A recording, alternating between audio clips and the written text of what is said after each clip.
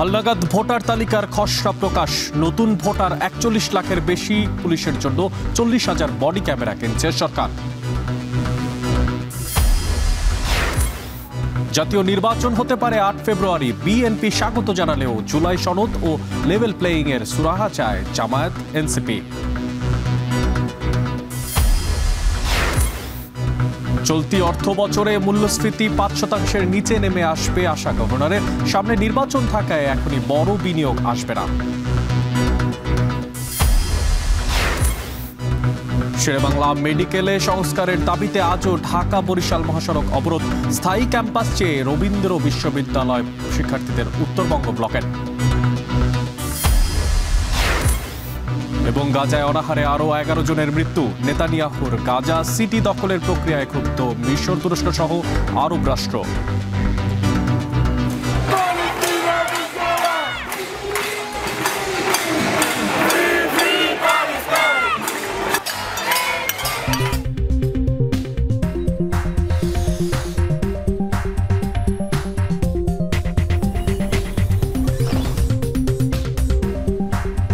সবাইকে স্বাগত জানাচ্ছি এখন ঢাকায়। পুরো আয়োজনে আপনাদের সঙ্গে থাকছি আমি মশিউর অনিক। আগামী ফেব্রুয়ারিতে জাতীয় সংসদ নির্বাচন ঘিরে পুলিশ বাহিনীর জন্য অন্তত ৪০,০০০ বডি ক্যাম কেনার পরিকল্পনা করছে সরকার।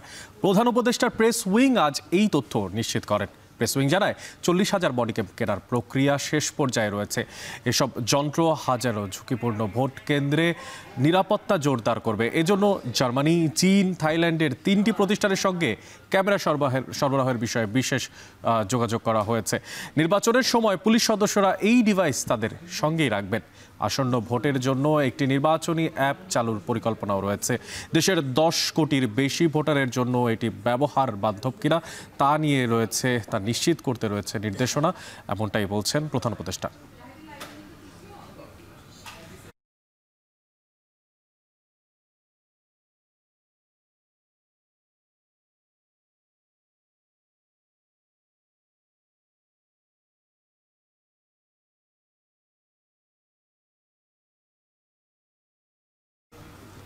ত্রয়োদশ জাতীয় সংসদ নির্বাচন সামনে রেখে নির্বাচন কমিশনার যে হালনাগাদ ভোটার তালিকার তার খসড়া প্রকাশ করেছে নির্বাচন কমিশন। এই মুহূর্তে আগারগাঁয়ে নির্বাচন কমিশনে আছেন মিয়া আমিরুল। চলে যাচ্ছি তার কাছে। আমিরুল, আপনার মাধ্যমে জানতে চাই ব্রিফিংয়ে আসলে নির্বাচন কমিশনের সচিব কি বিষয়ে কথা বলেছেন তা জানতে চাই আপনার মাধ্যমে। অনেক আমরা কিন্তু কিছুক্ষণ আগে জানতে পেরেছি যে আজকে যে সম্পূরক ভোটার তালিকাটি প্রকাশ করা হয়েছে নির্বাচন কমিশনের পক্ষ থেকে, এখানটায় মূলত নতুনভাবে ২৪ লাখের মতো উপর ভোটার কিন্তু যুক্ত হয়েছে। আমরা দেখেছিলাম যে সবশেষ ২রা মার্চ ভোটার দিবসের দিন মূলত যে তালিকাটা প্রকাশ করা হয়েছিল যে ১২ কোটি ৩৭ লাখের বেশি ভোটার দেশে রয়েছে। এরপর পরে আমরা দেখেছিলাম যে কমিশনের পক্ষ থেকে কিন্তু বাড়ি বাড়ি গিয়ে তারা দেশের নানা প্রান্ত থেকে কিন্তু ভোটারের যে হালনাগাদ তথ্য সেটি সংগ্রহ করেছে। এবং সবশেষ আজকে যেটি জানিয়েছে ব্রিফিংয়ের মধ্য দিয়ে কিছুক্ষণ আগেই যে নতুনভাবে ২৪ লাখেরও বেশি ভোটার আসলে যুক্ত হতে যাচ্ছে। কিন্তু এখানটায় আরেকটি কথা রয়েছে যে যারা এখানটায় বিভিন্ন তথ্যের ঘাটতি কিংবা কোনো কারণে যদি তারা বাদ পড়ে থাকেন সেই ক্ষেত্রে তাদেরকে কিন্তু ৩১ আগস্ট পর্যন্ত সুযোগ রাখা হচ্ছে তাদের। এবং সেই সাথে হয়তোবা এই মাসের শেষ নাগাদ কিন্তু ভোটার তালিকার যে সম্পূরক সংখ্যাটা সেটা আরেক কিছুটা বাড়তে পারে বলে কমিশনের পক্ষ থেকে বলা হচ্ছে। তবে এবার যে ভিন্নভাবে একটি তথ্য সামনে এসেছে যে মূলত এবারে কিন্তু ৩ ধাপে ভোটার তালিকাটি হালনাগাদের তথ্য বলা হচ্ছে। যেমনটি আপনাকে জানাচ্ছিলাম যে ভোটার দিবসের আলোচনায় বলা হয়েছিল ২রা মার্চ, এবং আজকে একটি সম্পূরক তালিকা বলা হচ্ছে যেখান থেকে কিন্তু আমরা দেখেছিলাম যে ২৪ লাখেরও বেশি সংখ্যা কিন্তু বেড়েছে এবার। এবং সবশেষ দেখেছিলাম যে অক্টোবরের মধ্যে যাদের বয়স ১৮ হবে সেই ভোটারদের কিংবা তাদেরও কিন্তু আগামী নির্বাচনে ভোট দেওয়ার সুযোগ করে দেওয়ার জন্য নির্বাচন কমিশনের পক্ষ থেকে এবার নতুনভাবে তারা একটি তালিকা তারা প্রকাশ করবে, তারা কিন্তু সেই বিষয়টি বলছেন। এবং এরই মধ্য দিয়ে আমরা যেমনটি আপনাকে বলতে চাচ্ছিলাম যে মূলত এখানটায় চূড়ান্ত ভোটার তালিকা বলা চলে সেই ক্ষেত্রে অক্টোবরের ৩১ এর মধ্যে শেষ হবে। সব মিলে যদি বলি সেই ক্ষেত্রে যেহেতু বলা হচ্ছে ডিসেম্বরের প্রথম অর্ধেই তফসিলের কথা, সেই ক্ষেত্রে অক্টোবরে যদি আমাদের এখানটায় ভোটার তালিকাটি চূড়ান্তভাবে হয়ে আসে, বলা চলে যে তফসিলের ১ মাস আগে কিন্তু ভোটার তালিকা চূড়ান্তের কাজ সম্পূর্ণ হতে পারে। এবং আমরা আরেকটি বিষয় যেমনটি জানতে পেরেছিলাম যে কমিশনের বিভিন্ন সূত্র থেকে যেমনটি বলা হচ্ছে যে আসলে বাড়ি বাড়ি গিয়ে বিশেষ করে যে দেশের নানা প্রান্ত থেকে ভোটারদের তথ্য সংগ্রহ, এখানটা কিন্তু যেমন বিষয়টি এসেছে যে এখানটা যে মৃত ভোটার যারা রয়েছেন এবং সেই সাথে অন্যান্য যে ভোটাররা রয়েছেন তাদের সংযুক্তির কথা আমরা যেমন দেখেছিলাম যে 60 লাখেরও বেশি কিন্তু তথ্য সংগ্রহের পরবর্তীতে নির্বাচন কমিশনের পক্ষ থেকে হালনাগাদ শেষে এখন পর্যন্ত যে সংখ্যাটি বলা হচ্ছে সেটি আগের ভোটার সংখ্যার তুলনায় 24 লাখ বেড়েছে বলে তারা জানিয়েছেন। অনেক এ ছিল আমার কাছে। নির্বাচন কমিশন অফিস থেকে যুক্ত ছিলেন মিয়া আমিরুল এবং জানাচ্ছিলেন সেখানকার ব্রিফিং থেকে সবশেষ পাওয়া তথ্যপাত্র। এবার নির্বাচন ঘিরে এআই এর যেই অপব্যবহার এবং সামাজিক যোগাযোগ মাধ্যমে গুজব নিয়ে শঙ্কিত রয়েছে নির্বাচন কমিশন। আগামী সংসদ নির্বাচনে ইসির পক্ষ থেকে এইসব বিষয়ে আসতে যাচ্ছে বিশেষ নির্দেশনা। একই সাথে সংসদ নির্বাচনের প্রচারণায় পোস্টারের ব্যবহার বাতিল, ড্রোন ব্যবহারে নিষেধাজ্ঞা সহ ভোট কেন্দ্রগুলোতে সিসি ক্যামেরা স্থাপনের কথা ভাবছে ইলেকশন কমিশন। বিস্তারিত জানাচ্ছেন মিয়া আমিরুল। নির্বাচন ঘিরে সংঘাত, সহিংসতা, প্রতিপক্ষকে ঘায়েল করতে চলে আধিপত্য বিস্তার, বাদ যায় না কেন্দ্র দখলও। এমন সব অভিযোগ অসঙ্গতিতে বন্ধ হয় ভোট কার্যক্রম। ভোটের সময়ে এসব ঘটনা এড়াতে প্রার্থী ও দলের প্রচারণায় আচরণবিধি লঙ্ঘনে নির্বাচন কমিশন কঠোর হলেও এসব যেন প্রতিটি নির্বাচনের নিয়মিত ঘটনা। সবশেষ 2024 সালে দ্বাদশ জাতীয় সংসদ নির্বাচনেও এমন সংঘাত, সহিংসতা আর আচরণবিধি লঙ্ঘনে ঘটে বেশ কিছু প্রাণহানি। নির্বাচনী সহিংসতায় বিগত 3 জাতীয় সংসদ নির্বাচনে অর্ধশতেরও বেশি প্রাণহানি ঘটে। আহতের সংখ্যা দাঁড়ায় কয়েক হাজারে। আমার জন্য এখন বড় দুশ্চিন্তা হয়ে গেছে যে AI, misuse of AI, abuse of AI, এই যে রং ইনফরমেশনগুলো দিচ্ছে। আচরণ বিধিমালা চূড়ান্ত হলেও বহুল ব্যবহৃত কৃত্রিম বুদ্ধিমত্তা, এআই এর অপব্যবহার নিয়ে শঙ্কিত খোদ কমিশন প্রধানও। তাই তো এবারও নির্বাচনী আচরণ বিধিমালা 2025-এ বিশেষভাবে গুরুত্ব পাচ্ছে বিষয়টি। পাশাপাশি সামাজিক যোগাযোগ মাধ্যমে বিশেষ নজরদারির কথা ভাবছে নির্বাচন কমিশন। সবশেষ ইসির নবম কমিশন সভায় নির্বাচনী আচরণ বিধিমালা চূড়ান্ত হলেও নতুনভাবে আরপিও যাচাই বাছাই করছে ইসি। এবার পরিবর্তিত পরিস্থিতিতে বিশেষভাবে যুক্ত হতে যাচ্ছে এআই প্রযুক্তি ব্যবহারে সচেতনতা। তবে এ নিয়ে বারবার বৈঠক করেও এখনো কোনো সিদ্ধান্তে আসতে পারছে না নির্বাচন কমিশন। তাহলে চ্যালেঞ্জটা কোথায়? ইলেকশনের সময় কোনো একটা ভিডিও যদি 2-3 ঘন্টা অনলাইনে থাকে এবং সেটা যদি মিসইনফরমেশন যুক্ত ভিডিও হয়, তাহলে কিন্তু আপনার যে কোনো এলাকায় কিংবা পুরো ন্যাশনালি ভোটার বিহেভিয়ার চেঞ্জ করে ফেলতে পারে। ইলেকশন টাইমে এই ওভারসাইট বোর্ড খুবই ক্লোজলি প্ল্যাটফর্মগুলোর সাথে কাজ করতে হবে। এছাড়া ড্রোন ব্যবহারের নিষেধাজ্ঞা সহ প্রয়োজনে সিসি ক্যামেরা ব্যবহারের কথা ভাবছে ইসি। রাজনৈতিক বিশ্লেষকদের সংখ্যা ঝুঁকি এড়াতে দেশের 45,000 ভোট কেন্দ্রে ব্যয়বহুল হলেও প্রয়োজন বিবেচনায় সিসি ক্যামেরা বসানোর বিষয়ে সর্বোচ্চ গুরুত্ব দিতে হবে নির্বাচন কমিশনকে। শুধুমাত্র ঝুঁকিপূর্ণ কেন্দ্র না, আমার কাছে মনে হয় সবগুলো কেন্দ্র এবার ঝুঁকিপূর্ণ হয়ে যেতে পারে। সেক্ষেত্রে সিসিটিভি ক্যামেরা যদিও খুব খরচ বাড়বে, কিন্তু তারপর আমার কাছে মনে হয় যে মানুষ মারা যাওয়াকে বাঁচানোর জন্য, সহিংসতাকে এড়ানোর জন্য সিসিটিভি ক্যামেরাটা খুব গুরুত্বপূর্ণ। সব কেন্দ্রে এটা বসানো দরকার এবং এটাকে স্ট্রংলি মনিটরিং করা দরকার। পলিটিক্যাল পার্টিগুলোটা শক্ত মেসেজ দিতে হবে যে এই জাতীয় কাজ থেকে বিরত থাকতে হবে। প্রচারণায় পোস্টারের ব্যবহারে নিষেধাজ্ঞা থাকছে এবার। তবে ব্যানার, ফেস্টুন, বিলবোর্ড সহ সামাজিক যোগাযোগ মাধ্যমের ব্যবহারে সুযোগ থাকছে। এতে আনা যাবে না বিদেশি অর্থায়ন। সরকারি সামগ্রী ব্যবহারে নিষেধাজ্ঞা রাখা হচ্ছে। পরিবেশ বান্ধব সামগ্রী ব্যবহারে উৎসাহী করছে ইসি। একই সাথে আচরণবিধি লঙ্ঘনের শাস্তি সর্বোচ্চ প্রার্থিতা বাতিল থাকছে আগের নিয়মেই। সেই সাথে কমন প্ল্যাটফর্ম থেকে প্রার্থীদের ইস্তেহার ঘোষণার সুযোগ রাখছে নির্বাচন কমিশন। আর এসব নিয়েই অনেকটা চূড়ান্তের পথে নির্বাচনী আচরণ বিধিমালা 2025। নেওয়া হচ্ছে মতামত, সুপারিশও। 2026-এর ফেব্রুয়ারির প্রথমার্ধে ত্রয়োদশ জাতীয় সংসদ নির্বাচন ঘিরে ডিসেম্বরের প্রথমার্ধে নির্বাচনী তফসিল। এতে বাকি রইল 4 মাস। নির্বাচন ঘিরে তৎপর সরকারের স্বরাষ্ট্র মন্ত্রণালয়, সেই সাথে যৌথ বাহিনীও। তবে দ্রুত সময়ের মধ্যে আচরণবিধি চূড়ান্ত করে এর প্রয়োগে কতটা কঠোর হতে পারে নির্বাচন কমিশন, সেটি এখন দেখার বিষয়। মিয়া আমিরুল, এখন, ঢাকা। নির্বিঘ্নে ভোট গ্রহণ ও সহিংসতা এড়াতে ফেব্রুয়ারির সপ্তাহের প্রথম কিংবা শেষ কার্যদিবসে নির্বাচন আয়োজনের পরামর্শ দিচ্ছেন বিশ্লেষকরা। তারা বলছেন, রমজানের আগে শপথ গ্রহণ সহ আনুষঙ্গিক কাজ বিবেচনায় ত্রয়োদশ যেই জাতীয় সংসদ নির্বাচন তা হতে পারে 8 ফেব্রুয়ারি।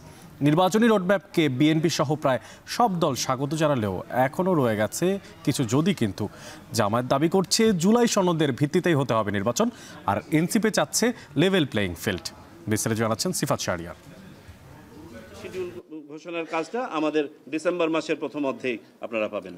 ডিসেম্বরের প্রথমার্ধে তফসিল ঘোষণা। ইতিমধ্যে এমন বক্তব্য এসেছে নির্বাচন কমিশন থেকে। আর প্রধান নির্বাচন কমিশনার আরও স্পষ্ট করে বলেন, ফেব্রুয়ারির প্রথমার্ধেই নির্বাচন। রেওয়াজ অনুযায়ী তফসিল ঘোষণা থেকে নির্বাচনের মধ্যে 40 থেকে 45 দিনের পার্থক্য থাকে। এবার সেটি 60 দিনে গিয়েও ঠেকতে পারে। যদি তাই হয় তাহলে নির্বাচন কবে? নির্বাচন বিশ্লেষকরা বলছেন, একই দিনে সারা দেশে নির্বিঘ্নে ভোট গ্রহণ ও সহিংসতা এড়াতে সপ্তাহের প্রথম ও শেষ কার্যদিবস ভালো দিন। সেক্ষেত্রে ফেব্রুয়ারির প্রথমার্ধে 1, 8 ও 15 তারিখ যেহেতু রোববার এবং 5 ও 12 তারিখ বৃহস্পতিবার, 17 কিংবা 18 তারিখ শুরু রমজান। তাতে ভোট গ্রহণের পর রমজানের আগে শপথ গ্রহণ সহ নতুন সরকারের আনুষঙ্গিক কাজ শেষ করতে চাইলে ত্রয়োদশ জাতীয় সংসদ নির্বাচনের সবচেয়ে ভালো দিন হতে পারে 8 ফেব্রুয়ারি। বিপুল সংখ্যক ভোটার যারা শহরাঞ্চলে থাকে, ঢাকা, গাজীপুর, চট্টগ্রাম, তারা কিন্তু এইসব এলাকার ভোটার না। এবং যদি লম্বা একটা ছুটি পায় তাহলে তারা ভোট দেওয়ার জন্য তাদের যে ভোটার এলাকা সেখানে তারা যাবে। কাজেই সেক্ষেত্রে এই তারিখটা, দিনটা যদি বৃহস্পতি বা রবিবারে হয় তাহলে বোধহয় ভালো হয় সবার জন্যই। তা আমরা ধরে নিতে পারি যে ফেব্রুয়ারির প্রথম দিকেই, আমার ধারণা 10 দিনের মধ্যে, 1 থেকে 10 তারিখের মধ্যে নির্বাচনটা হয়ে যাবে। এদিকে রাজনৈতিক দলগুলো সেভাবে নিচ্ছে প্রস্তুতি।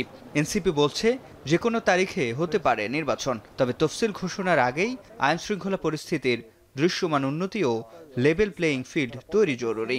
যার একটু টাকা বেশি সে হয়তো তার জনসভায় হাজার হাজার লোক আনছে, কিন্তু যার টাকা নাই সে আনতে পারছে না, ওটা তখন হচ্ছে ভোটে একটা প্রভাব ফেলে। তো আমরা সেই জায়গাটায় বলছি একই ডিজাইনে, একইভাবে, একই মঞ্চে যেন সবগুলো প্রার্থী যেন নির্বাচনী প্রচারণা চালাতে পারে, সেই ধরনের ব্যবস্থাগুলো নিলে এবং একই সাথে সংস্কারটাকে বাস্তবায়ন করতে পারলে, বিচার প্রক্রিয়াটা দৃশ্যমান হলে নির্বাচনের শিডিউল নিয়ে আমাদের দিক থেকে কোনো আপত্তি নেই। হইতে পারে আমাদের তফসিল ঘোষণার সময়সীমাকে স্বাগত জানিয়ে জামায়াতের দাবি, জুলাই সনদের ভিত্তিতে হতে হবে নির্বাচন। ইলেকশনের টাইমলাইন করেছেন, মোস্ট ওয়েলকাম, বাট ইলেকশনটা হইতে হবে জুলাই সনদের ভিত্তিতে। এই সরকারকেই এটা বাস্তবায়ন করে দেখাতে হবে, আমরা এটা বলেছি। নাম্বার 2, ইলেকশন যদি করতে হয় লেভেল প্লেইং ফিল্ড আনতে হবে। আমাদের আরেকটা অন্যতম দাঁড়িয়ে ছিল নির্বাচনের জন্য, সেটা হলো পিআর পদ্ধতিটা আনা।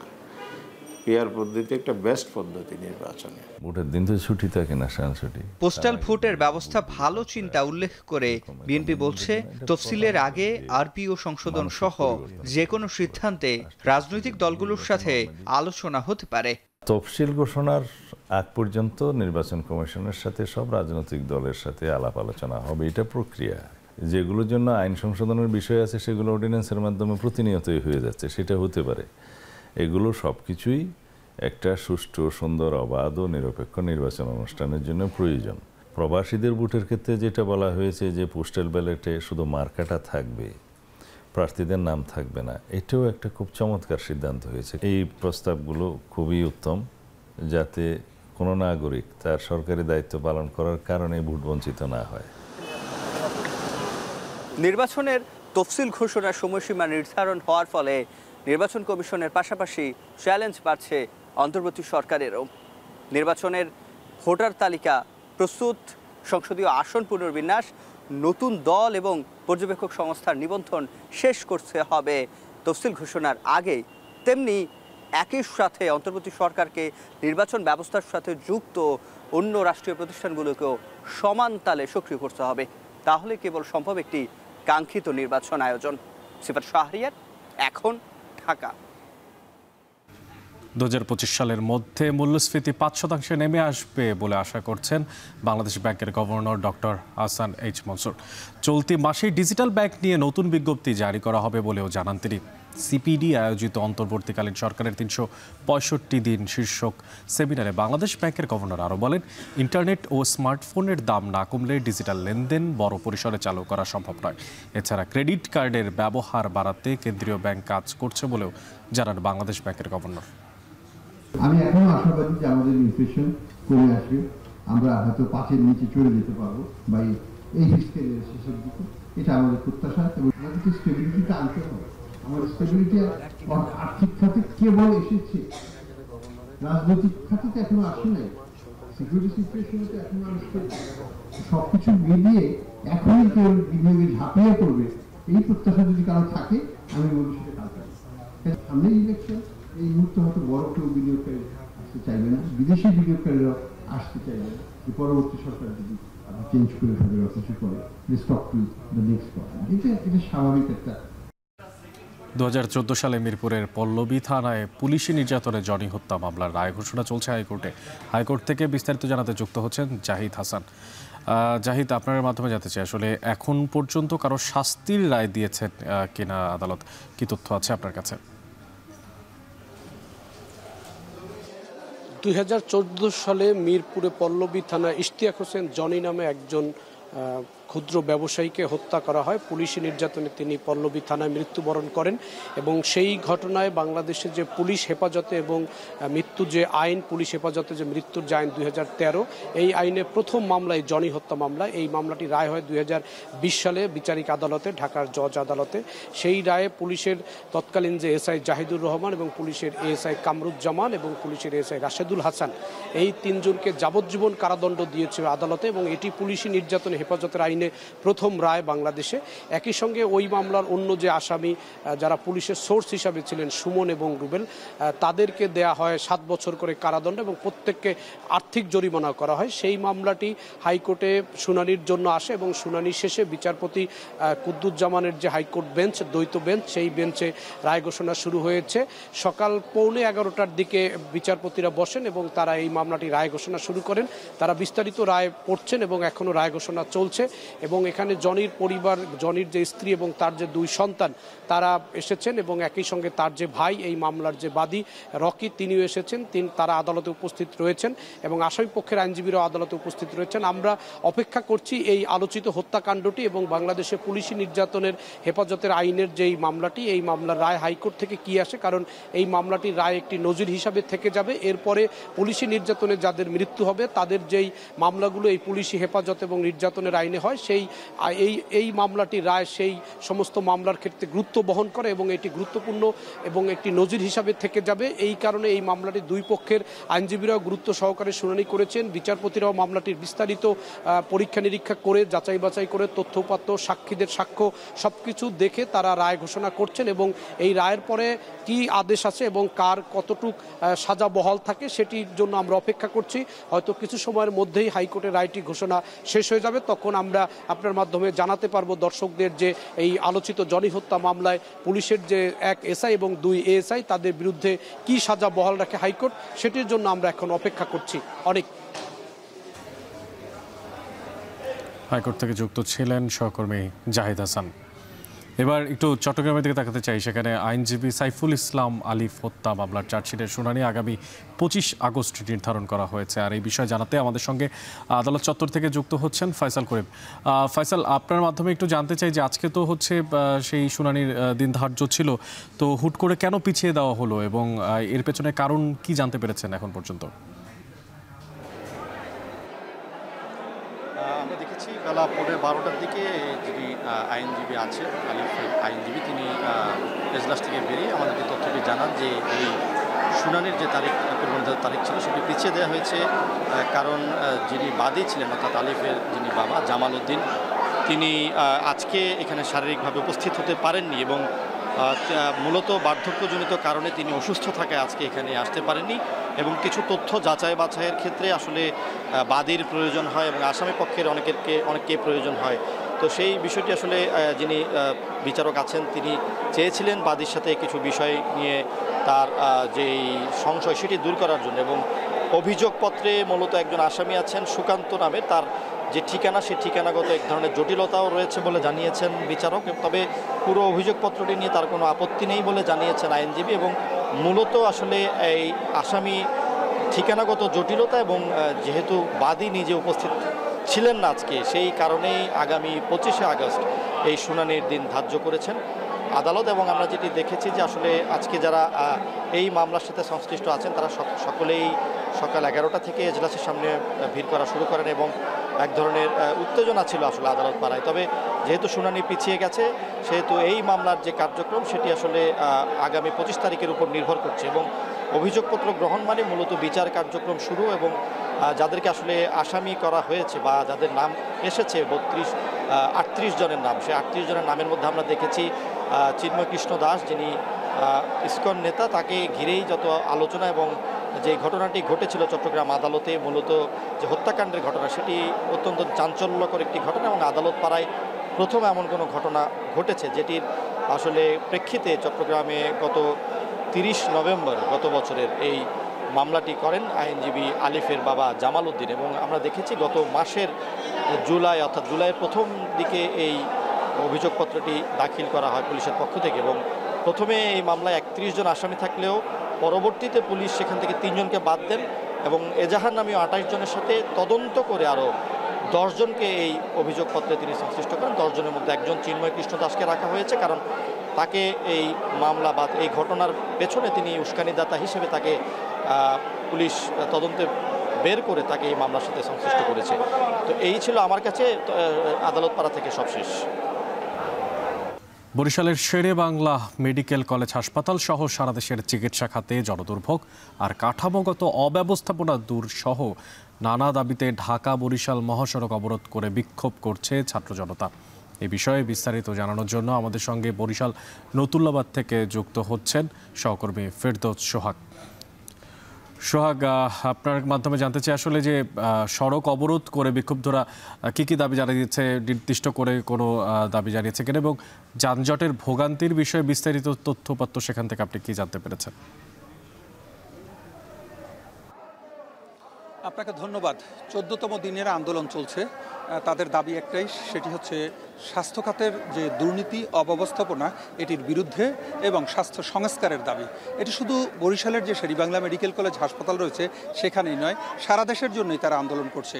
একটু জানিয়ে রাখি, 14তম দিনের এই আন্দোলনে আজকে বেলা 11:30টার দিকে এখানে এই নথুল্লাবাদ যে কেন্দ্রীয় বাস টার্মিনাল রয়েছে ঢাকা বরিশাল মহাসড়কে, সেখানের যে ট্রাফিক আইল্যান্ড সেখানে বসে পড়েছে শিক্ষার্থীরা।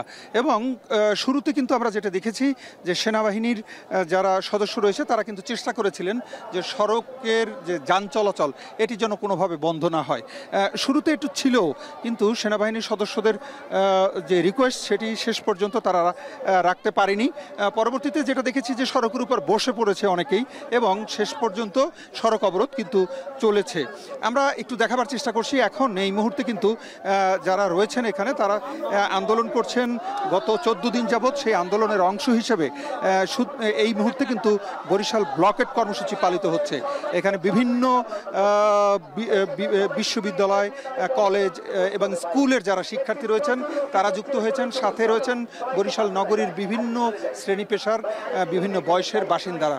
দাবি একটাই, সেটি হচ্ছে স্বাস্থ্য খাতের অব্যবস্থাপনা, অশান্তি, হয়রানির বিরুদ্ধে এবং সংস্কারের দাবিতে। তাদের দাবি প্রেক্ষিতে আমরা যেটি দেখেছিলাম যে আজকে কিন্তু গতকালকে বরিশাল শেরেবাংলা মেডিকেল কলেজ হাসপাতালের একজন ঊর্ধ্বতন কর্মকর্তা কিন্তু এখানে এসেছিলেন এবং তিনি তাদেরকে আহ্বান জানাবার উদ্দেশ্যে এসেছিলেন। তার সঙ্গে কথা আমাদের হয়েছে, তবে তিনি যেটি বলেছেন যে এখানকার যারা আন্দোলনকারী রয়েছেন তারা আসলে তাদের সঙ্গে এই মুহূর্তে কথা বলতে চান না। তারা রোড ব্লক করে সড়কেই তাদের কার্যক্রম বা কথা বলা যেটি এটি, অর্থাৎ তারা যেটি চাচ্ছেন সেটি হচ্ছে স্বাস্থ্য সচিব বা স্বাস্থ্য উপদেষ্টা যারা রয়েছেন তারা ঘটনাস্থলে এসে তাদের কথা শুনবে এবং সেটি শুনে সমস্যার সমাধান করবে, এটি তারা চাচ্ছেন এবং এই দাবিতে তারা অনড় রয়েছেন। আমরা দেখছি এখানকার যারা আন্দোলনকারী রয়েছেন তাদের একজন কথা বলছেন এবং অন্যরা সেটি শুনছেন। তাদের দাবির প্রেক্ষিতে এক একজন বক্তৃতা করছেন এবং তারা যেটি করছেন এই বক্তৃতার মাধ্যম দিয়ে তারা কিন্তু তাদের আন্দোলন চালিয়ে যাচ্ছেন। এই আন্দোলন কতদিন চলবে আমরা তাদের কাছে প্রশ্ন করেছিলাম। তারা যেটি বলছেন যে যতদিন না পর্যন্ত তাদের এই সমস্যার সমাধান হয়, সরকার দাবি মেনে না নেয়, ততদিন পর্যন্ত তাদের এই আন্দোলন চলবে। আমরা কিছুক্ষণ আগেই কথা বলেছিলাম এখানকার যারা রয়েছেন তাদের মধ্যে নেতৃত্ব দানকারী মহিউদ্দিন, তার সঙ্গে মহিউদ্দিনের সাথে কথা বলে তিনি আমাদেরকে বলছেন নানা অব্যবস্থাপনার বিরুদ্ধে তাদের এই আন্দোলন, এবং এই আন্দোলনে যতদিন না পর্যন্ত সমস্যার সমাধান হয় যতদিন লাগুক ততদিনই তাদের চলবে। তাদের ভাষা একটি, সেটি হচ্ছে স্বাস্থ্য যিনি সচিব বা উপদেষ্টা রয়েছেন তারা ঘটনাস্থলে এসে তাদের সঙ্গে কথা বলুক এবং সমস্যার সমাধান করুক। এতটুকুই ছিল বরিশাল নথুল্লাবাদ বাস টার্মিনালে এই যে আন্দোলন চলছে স্বাস্থ্য খাতের সংস্কারের দাবিতে, তার সবশেষ খবর। নতুল্লাবাদ থেকে যুক্ত ছিলেন সহকর্মী ফেরদৌস সোহাগ। এবার একটু সিরাজগঞ্জের দিকে তাকাতে চাই। সেখানেও ছাত্রদের আন্দোলন চলছে, তবে সেটা ভিন্ন প্রসঙ্গে। রবীন্দ্র বিশ্ববিদ্যালয়ের স্থায়ী ক্যাম্পাসের দাবিতেই মূলত উত্তরবঙ্গ ব্লকেট কর্মসূচি পালন করছেন শিক্ষার্থীরা। দাবি আদায়ে সিরাজগঞ্জের হাটি কুমরুর যে মোড়, সেখানে ঢাকা উত্তরবঙ্গ মহাসড়ক অবরোধ করে বিক্ষোভ করছেন তারা, চালিয়ে যাচ্ছেন তারা। এ বিষয়ে আরও জানানোর জন্য আমরা সরাসরি যুক্ত হচ্ছি সহকর্মী রিফাত রহমানের সঙ্গে। রিফাত, বিক্ষোভের ব্যাপারে যেটা জানছিলাম যে বিক্ষোভ থেকে আসলে শিক্ষার্থীরা কি কি দাবিগুলো জানিয়েছেন সেটা জানতে চান। পাশাপাশি মহাসড়ক অবরোধ করায় যানজটের কোনো ভোগান্তি তৈরি হয়েছে কিনা সে ব্যাপারে সবশেষ তথ্য জানাবেন।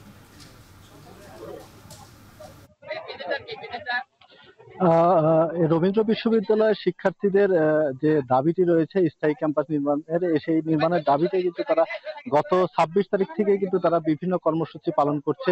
মানববন্ধন, সড়ক অবরোধ সহ বিভিন্ন কর্মসূচির পর আজ কিন্তু তারা এই ঢাকা উত্তরবঙ্গ যে মহাসড়কটি রয়েছে, মহাসড়কের যে হাটিকুমরুল মোড়টি রয়েছে, এই মোড়ে কিন্তু তারা সকাল 11টায় তারা অবস্থান নেয়। অবস্থান নেওয়ার পরে তারা মহাসড়কটি অবরোধ করে দেয়, যে কারণে প্রায় 1.5 ঘন্টা কিন্তু অতিবাহিত হয়েছে। 1.5 ঘন্টা যাবত এই উত্তরবঙ্গের যে একমাত্র যে মহাসড়ক যাতায়াতের, যমুনা সেতুর পশ্চিম মহাসড়ক, এই মহাসড়কটি বন্ধ করে দেয়। এবং শিক্ষার্থীদের সাথে আমরা দেখেছি যে এই বিশ্ববিদ্যালয়ের যারা শিক্ষকরা রয়েছেন, কর্মকর্তা কর্মচারী, তারাও কিন্তু শিক্ষার্থীদের সাথে সংহতি জানিয়ে মহাসড়কে অবস্থান নিয়েছেন। পাশাপাশি আমরা দেখেছি যে বিভিন্ন রাজনৈতিক দলের যারা নেতাকর্মীরা রয়েছেন তারাও কিন্তু এই মহাসড়কে শিক্ষার্থীদের সাথে সংহতি জানিয়েছেন। বিশেষ করে এনসিপির যারা স্থানীয় নেতৃবৃন্দ রয়েছে তারা রয়েছেন। পাশাপাশি জামাত ইসলামীর যিনি কেন্দ্রীয় সহকারী সেক্রেটারি জেনারেল রয়েছেন রফিকুল ইসলাম খান, তিনিও কিন্তু তার নেতাকর্মীদের নিয়ে এই মহাসড়কে শিক্ষার্থীদের সাথে অবস্থান নিয়ে বিক্ষোভ করেছেন।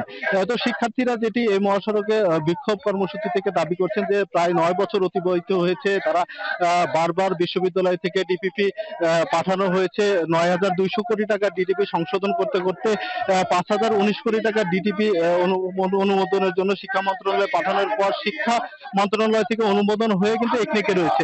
তবে একনেকে এখন পর্যন্ত এই ডিপিপিটি অনুমোদন না হওয়ার কারণে কিন্তু তারা এই মহাসড়কে অবস্থান নিয়েছেন। তারা দাবি আদায়ে বিভিন্ন স্লোগান দিচ্ছেন, বিক্ষোভ করছেন।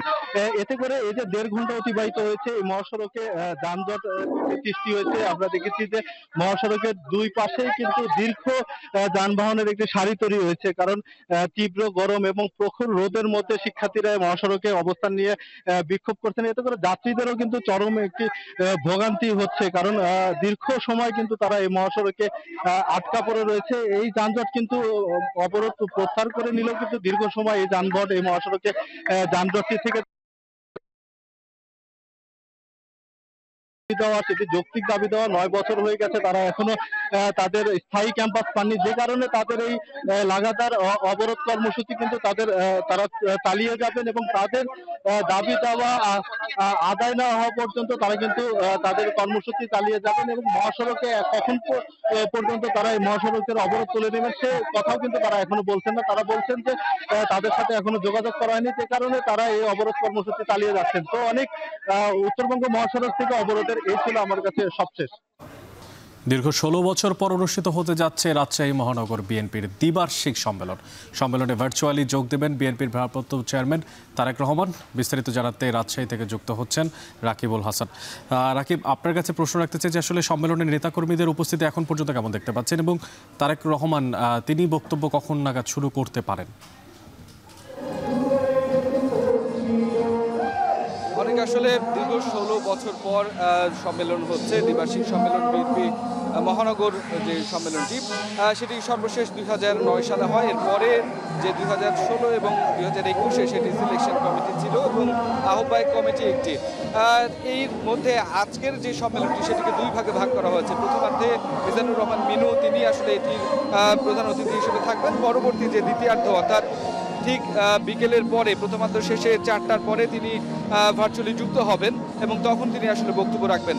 এই যে দীর্ঘদিন পর এই যে সম্মেলনকে ঘিরে কিন্তু বিএনপি নেতাকর্মীদের মধ্যে প্রাণবন্ত যে উচ্ছ্বাস সেটি আসলে ছড়িয়ে পড়ছে আমরা লক্ষ্য করেছি এবং গত 2 দিন থেকে আমরা দেখেছি পুরো নগর জুড়ে আসলে ব্যানার ফেস্টুনে ছেয়ে গেছে এবং দীর্ঘদিন যে আসলে বিএনপি প্রকাশ্যে তাদের যে রাজনৈতিক কার্যক্রম সেটি করতে বাধাপ্রাপ্ত হয়েছেন, সেখান থেকে আসলে নেতাকর্মীরা উজ্জীবিত হয়েছেন এবং এই উজ্জীবিত হওয়ার পরে আসলে আজকের যে সম্মেলন সেখান থেকে আসলে যে নেতৃত্ব সেটি উঠে আসবে বলে তারা মনে করছেন। এবং একই সাথে অনেক জানিয়ে রাখি যে আসলে দীর্ঘদিন থেকে আসলে যেহেতু বিএনপির মধ্যে আসলে তরুণরা অনেকে আসলে উঠে এসেছেন এবং এই যে দীর্ঘদিন আসলে বিএনপি একটু একেবারে সক্রিয় রাজনীতির খানিকটা বাইরে বা করতে পারেনি, সেই জায়গা থেকে আসলে তরুণ এবং প্রবীণ এই দুটোর মিল মিশে কিন্তু আসলে এবারে যে এই যে সম্মেলন এখান থেকে আসলে নেতৃত্ব আসবে বা এই যে সভাপতি, সাধারণ সম্পাদক এবং পূর্ণ কমিটি সেটি হবে বলে এখানকার মানুষেরা প্রত্যাশা করছেন। এবং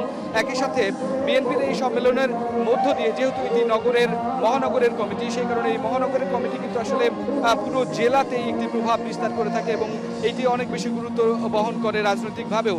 সুতরাং সামনের যে নির্বাচন সেই ক্ষেত্রে আসলে এখানকার নেতৃত্ব কেমন হবে সেটিও কিন্তু আসলে নির্ভর করছে অনেক। এবং এই যে নেতাকর্মীদের উচ্ছ্বাস, তারা যে আসা শুরু করেছেন এবং এটি প্রায় 2টার পরে কিন্তু আসলে যে প্রথম অধিবেশন সেটি আসলে শুরু হবে এবং পরবর্তীতে আসলে 3টার সময় নেতাকর্মীরা এখানে বক্তব্য শুরু করবেন এবং এর মধ্য দিয়ে এই যে উজ্জীবিত বিএনপি সেটিকে আসলে আগামী দিনের কাজে লাগবে এবং যে নির্বাচন সেই সময় আসলে যে নেতৃত্বের প্রয়োজন সেটি আসলে বিএনপির ঘাঁটি হিসেবে পরিচিত রাজশাহী আবারও তাদের যে রাজনৈতিক দখল সেটি নিতে পারবেন বলে এখানকার নেতাকর্মীরা প্রত্যাশা করছেন। তো অনেক এই ছিল রাজশাহী থেকে আমার কাছে সর্বশেষ খবর।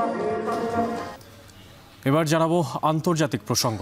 যুক্তরাজ্যে ফিলিস্তিনপন্থী সংগঠনের পক্ষে বিক্ষোভ চলাকালে 450-র বেশি সমর্থককে আটক করেছে পুলিশ। এছাড়াও পুলিশের ওপরে হামলার অভিযোগে গ্রেফতার করা হয়েছে আরও 7 জনকে। প্যালেস্টাইন অ্যাকশন নামের ওই সংগঠন নিষিদ্ধ করার প্রতিবাদে শনিবার লন্ডনের ওয়েস্টমিনিস্টারের পার্লামেন্টে বিক্ষোভ করেন সংগঠনের সমর্থকরা। পুলিশের দাবি, বিক্ষোভের সময় নিষিদ্ধ সংগঠনের নাম লেখা প্লেকার্ড বহনের অপরাধে বিক্ষোভকারীদের আটক করা হয়েছে। যুক্তরাজ্যের সন্ত্রাস বিরোধী আইন অনুযায়ী নিষিদ্ধ এই সংগঠনের সদস্য হলে কিংবা এর পক্ষে সমর্থন আদায়ের চেষ্টা করলে সর্বোচ্চ 14 বছরের সাজা পর্যন্ত হতে পারে।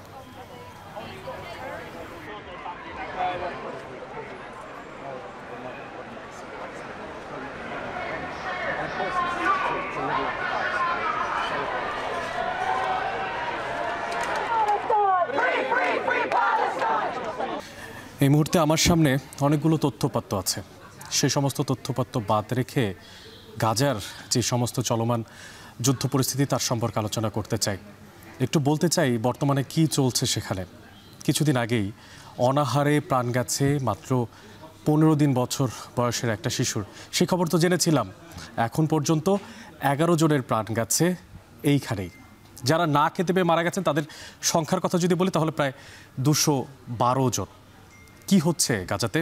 এবার ফের ঐক্যবদ্ধ হয়েছে যারা আরব লীগ আছেন সে সমস্ত নেতারা। প্রায় 23টি দেশ একত্রিত হয়েছে, যেখানে মিশর আছে, যেখানে রয়েছে তুরস্ক। আর এর পাশাপাশি ফিলিস্তিনিদের ওপরে এই আগ্রাসনের প্রতিবাদে উত্তাল লাতিন আমেরিকার দেশ আর্জেন্টিনা, চিলির রাজপথগুলো। অন্যদিকে যুদ্ধবন্ধের কোনো উদ্যোগ না নিয়ে সংঘাত চালিয়ে যাওয়ার সিদ্ধান্তে ক্ষুব্ধ খোদ ইসরায়েলিরা। বিস্তারিত জানাচ্ছেন সতীর্থ কর্মকার। আকাশ থেকে নেমে আসছে খাবার বোঝাই প্যারাশুট। রুদ্ধশ্বাসে ছুটছেন ক্ষুধার্ত ফিলিস্তিনিরা। মধ্য গাজার নেতজারিম করিডোরের এই জনমানুষের ভিড়ে ছিল 15 বছরের এক কিশোর মোহান্নাদ জাকারিয়া ঈদ। যদিও সে জানত না ওই ত্রাণই হবে তার মৃত্যুর কারণ। বড় ভাই আর মায়ের সঙ্গে নুসৈরাত শরণার্থী শিবিরে থাকত মোহান্নাদ। শনিবার প্যারাশুট থেকে খসে পড়া ভারী এক ত্রাণের প্যাকেজের চাপে প্রাণ যায় এই কিশোরের। برغم المجاعة والوضع الصعب اللي احنا فيه توجه اخوي لمساعدات الطيران هذه على البحر فراح يجي ننزل مشطاح ما راح يجري وقع عليه مباشره واستشهد. জাতিসংঘ বলছে গেল মে থেকে এখনো পর্যন্ত গাজায় শুধু ত্রাণ নিতে গিয়ে প্রাণ গেছে হাজারেরও বেশি ফিলিস্তিনির, যাদের অধিকাংশকেই গুলি করে মারা হয়েছে যুক্তরাষ্ট্র ইসরায়েল মদতপুষ্ট গাজা হিউম্যানিটেরিয়ান ফাউন্ডেশনের নির্ধারিত সাইটে। এদিকে ইসরায়েলি প্রধানমন্ত্রীর গাজা সিটি দখলের পরিকল্পনার তীব্র সমালোচনা ও বিরোধিতা করেছে ইসলামিক ব্লকের 23টি দেশ ও আরব লীগ। সম্মিলিত এক বিবৃতিতে মানবতাবিরোধী এই সিদ্ধান্তের সমালোচনা করে ইসরায়েলের বিরুদ্ধে আন্তর্জাতিক যুদ্ধ আইন অবমাননার অভিযোগ এনেছেন তারা। এ তালিকায় আছে মিশর, কাতার, জর্ডান, সৌদি আরব, সংযুক্ত আরব আমিরাত, Bahrain, Oman, Yemen, Sudan, Libya, Malaysia ও ইন্দোনেশিয়া সহ আরও বেশ কয়েকটি দেশ। এছাড়া রাষ্ট্রযন্ত্র ইসরায়েলপন্থী হলেও ফিলিস্তিনিদের ওপর আগ্রাসন ও ভূখণ্ড অধিগ্রহণের প্রতিবাদে বিক্ষোভ হয়েছে লাতিন আমেরিকার দেশ আর্জেন্টিনায়। ত্রাণ আটকে রেখে ক্ষুধার্ত ফিলিস্তিনিদের নির্যাতন করায় রাস্তায় নেমেছেন চিলির সাধারণ মানুষ। Israel está matando de hambre al pueblo palestino. El hambre es un crimen de guerra. Niños matando civiles, matando mujeres, que es algo absolutamente inaceptable, pero গাজায় ইসরায়েলি আগ্রাসনের প্রতিবাদে বিক্ষোভ হয়েছে স্পেনের বার্সেলোনায়। গাজা দখলের প্রতিবাদে নিয়মিত সমাবেশ অনুষ্ঠিত হয়েছে ইয়েমেনের রাজধানী সানায়। العدو الإسرائيلي ليست هذه أول مرة يهدد ويتوعد ويحاول أن يحتل غزة ويحاول أن يكسر। অন্যদিকে নেতানিয়াহুর গাজা সিটি দখলকে যুদ্ধ আরও প্রলম্বিত করার কৌশল হিসেবে দেখছেন খোদ ইসরায়েলিরাই। শনিবার সরকার পতনের জোরালো দাবিতে বিক্ষোভ হয়েছে রাজধানী তেল আবিবেও। החיים לא יכולים להימשך כרגיל כאשר הרמטכ"ל אומר שמכניסים חיילים למלכודת מוות. গাজা যুদ্ধ বন্ধ করতে ব্যর্থ হওয়া ও জিম্মিদের ফিরিয়ে আনতে উদাসীন আচরণ করায় ইসরায়েলি প্রধানমন্ত্রীর বিরুদ্ধে চলে যাচ্ছেন জিম্মি পরিবারের সদস্যরাও। তারা মনে করেন ক্ষমতায় টিকে থাকতে সংঘাত চালিয়ে যেতে চান এই রাষ্ট্রপ্রধান। সতীর্থ কর্মকার, এখন বিশ্ব। এখন ঢাকার সময় হলো আরও একটা ছোট্ট বিরতির, ফিরছি কিছুক্ষণ পরেই, সাথে থাকুন।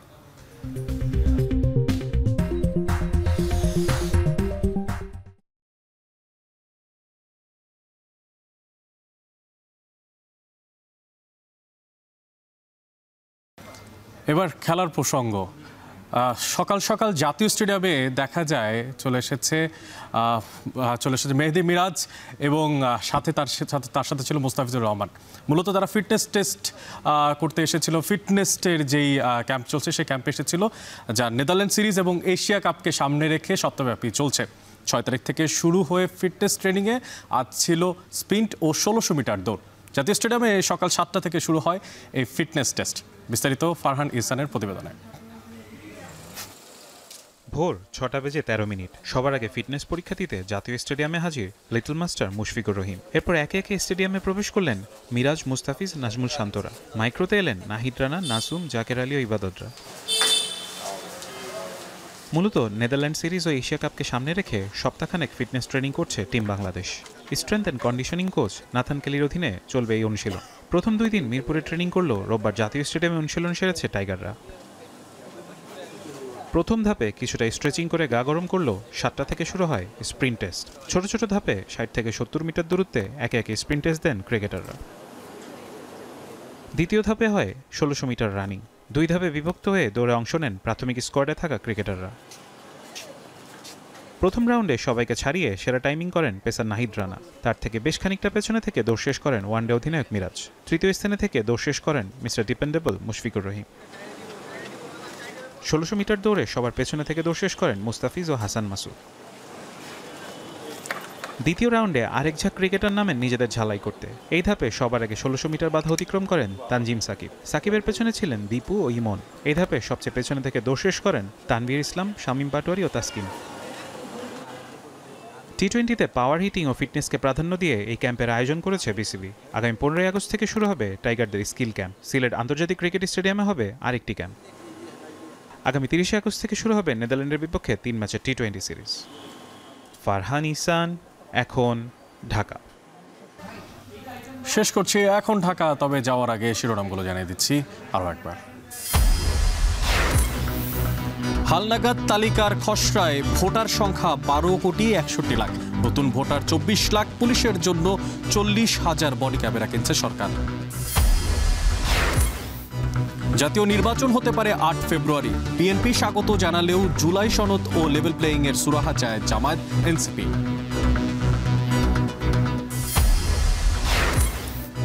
চলতি অর্থবছরে মূল্যস্ফীতি 5% নিচে নেমে আসবে আশা গভর্নরের। সামনে নির্বাচন থাকায় এখনই বড় বিনিয়োগ আসবে না। শেরেবাংলা মেডিকেলে সংস্কারের দাবিতে আজও ঢাকা-বরিশাল মহাসড়ক অবরোধ, আলটিমেটাম দিয়ে রবীন্দ্র বিশ্ববিদ্যালয় শিক্ষার্থীদের অবরোধ প্রত্যাহার। এবং গাজায় অনাহারে আরও 11 জনের মৃত্যু। নেতানিয়াহুর গাজা সিটি দখলের প্রতিক্রিয়ায় ক্ষুব্ধ মিশর, তুরস্ক সহ আরব রাষ্ট্র।